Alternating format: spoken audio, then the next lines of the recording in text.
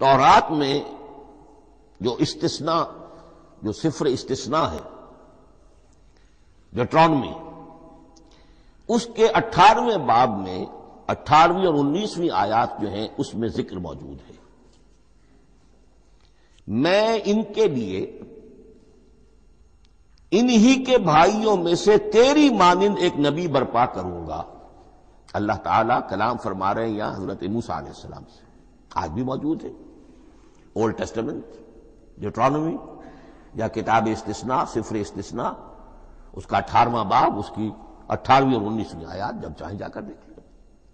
میں ان کے لیے ان کے بھائیوں ہی میں سے تیری مانند ایک رسول اٹھاؤں گا، میں ان کے لیے انہی کے بھائیوں میں سے تیری مانند ایک نبی برپا کروں گا اور اپنا کلام اس کے منہ میں ڈالوں گا، اور جو کچھ میں اس سے کہوں گا وہی وہ ان سے کہے گا۔ یہ ہے جو پیشین گوئی ہے محمد الرسول اللہ صلی اللہ علیہ وسلم کی۔ اور یہاں وہ فرق واضح کر دیا گیا، اے موسیٰ تم سے تو یا تو ہم نے کلام کیا ہے یا تمہیں جو کتاب دی ہے وہ لکھی ہوئی دی ہے،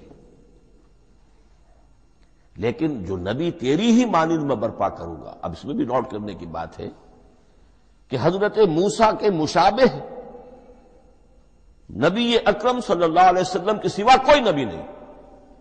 صاحب کتاب وہ بھی تھے، صاحب کتاب محمد بھی ہے، صاحب امت وہ بھی تھے، اور صاحب امت محمد رسول اللہ تیری مانند۔ صاحب شریعت، حضرت عیسیٰ صاحب شریعت نہیں تھے، شریعت موسوی ہی کو نافذ کرنے کے لیے آئے تھے۔ ان کی حیثیت دین موسوی کے مجدد کی تھی، ویسے نبی تھے، اللہ کے فضل و کرم سے نبی تھے، اس میں کوئی شک نہیں، رسول تھے، لیکن یہ کہ ان کے کام کی نوعیت کیا تھی، اس لیے کہ کوئی نئی شریعت لے کر نہیں آئے۔ اب بھی انجیل میں الفاظ موجود ہیں، don't think I have come to destroy law, the mosaic law جسے یہ کہتے ہیں، شریعت موسوی، وہ تم پر نافذ رہے گی، تم اس کی پابندی کرو گے، چونکہ صاحب شریعت رسول یا موسیٰ یا محمد صلی اللہ علیہ وسلم علیہ الصلوۃ والسلام۔ تو میں ان کے بھائیوں میں سے، اب بھائی کون ہوں گے؟ ظاہر بات ہے بنی اسرائیل، ان کے کزنز کون ہیں؟ بنی اسماعیل۔